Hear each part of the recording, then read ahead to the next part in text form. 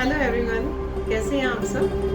Welcome to your channel. आज हम बात करने वाले हैं वास्तु में साइकिल ऑफ क्रिएशन के बारे में। हम समझेंगे साइकिल ऑफ क्रिएशन है क्या और ये कैसे काम करता है। उससे पहले हम जानते हैं कि साइकिल ऑफ क्रिएशन में हमारे कौन से 5 एलिमेंट हैं। पहला वाटर एलिमेंट, दूसरा एयर एलिमेंट, तीसरा fire element, fourth earth element, fifth space element. इन 5 एलिमेंट्स के खेल को, इन 5 एलिमेंट्स के बैलेंसिंग को ही वास्तु कहा जाता है। वास्तु बेसिकली है क्या?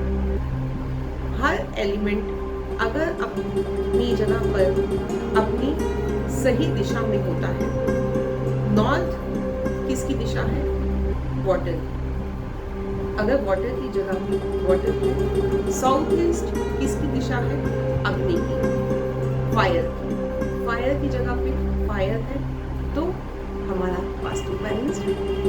बट अगर ये चीजें अपनी जगह पर नहीं है, हमारे घर में इम्बैलेंस्ड है, तो इसका इम्पैक्ट हमारे करियर पर, हमारे रिलेशंस पर, हमारे स्वास्थ्य पर, हमारी हेल्थ पर पड़ता है। अकॉर्डिंग टू वास्तु, अगर किसी का साउथ ईस्ट डिस्टर्ब है या फायर एलिमेंट डिस्टर्ब है तो उसको डाइजेशन रिलेटेड प्रॉब्लम आपको मिल जाएगी। लिवर से रिलेटेड, डाइजेशन रिलेटेड प्रॉब्लम आपको ऐसे लोगों में इजीली मिल जाएगी। बेसिकली इन 5 एलिमेंट्स की साइकिल को बैलेंस करना और ये किस तरीके से क्रिएट होती है, इसको समझने की गेम ही वास्तु है।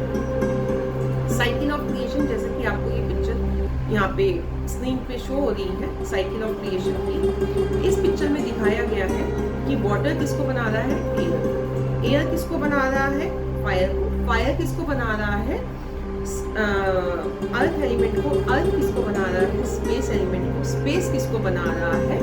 अगेन वाटर एलिमेंट को। एक छोटा सा एग्जांपल लेके हम समझते हैं कि एयर फायर को कैसे बनाते हैं। यहाँ पे अगर हम छोटे होते हम एक एक्सपेरिमेंट करते थे। 2 कैंडल्स को बर्न कर लेते थे और एक स्टील का गिलास ले लेते थे और स्टील के गिलास को जिस कैंडल के ऊपर हम उल्टा करके रख देते थे, वो कैंडल ऑटोमेटिकली 2 मिनट बाद उसकी लाइटिंग ऑफ हो जाती थी, बुझ जाती थी। लेकिन दूसरी कैंडल एज यूजुअल जलती रहती थी। वाई? वो हमें शो करता था एक्सपेरिमेंट कि how oxygen is necessary for burning. Same thing is here. Air किस तरीके से जरूरी है अग्नि के लिए, तो एयर ही बनाती है अग्नि को। ठीक इसी तरह से अग्नि बनाती है धरती को। Fire creates earth element. अब वो किस तरीके से, यहाँ पे एक छोटा सा एग्जांपल लेके हम फिर समझने की कोशिश करते हैं। हमारी अर्थ, पृथ्वी के नीचे की लेयर, मेंटल लेयर जो है वो क्या है? अग्नि से बनी है। हमारे जितने भी धातु, लोहा, खनिज, डायमंड, इस टाइप के जितने भी धातु है वो हमें माइनिंग से मिलते हैं, खुदाई से मिलते हैं और गर्मी से बनते हैं। हमारे कई जेमस्टोन्स भी ऐसे हैं जो कि हमें इन धरती की गर्मी की वजह से ही मिलते हैं। तो ये साइंटिफिकली प्रमाणित है, प्रूव है कि हमारी अर्थ के नीचे क्या है? अग्नि। ज्वालामुखी भी जब फटता है तो लावा निकलता है, अग्नि निकलती है उसमें से। ठीक इसी तरीके से फायर क्रिएट करती है अर्थ। तो अर्थ क्या है? स्टेबिलिटी। अब आप ये देखिए, विदाउट स्टेबिलिटी क्या हमारी लाइफ पॉसिबल है? क्या अगर अर्थ पे स्टेबिलिटी नहीं होती तो हमारी लाइफ पॉसिबल होती?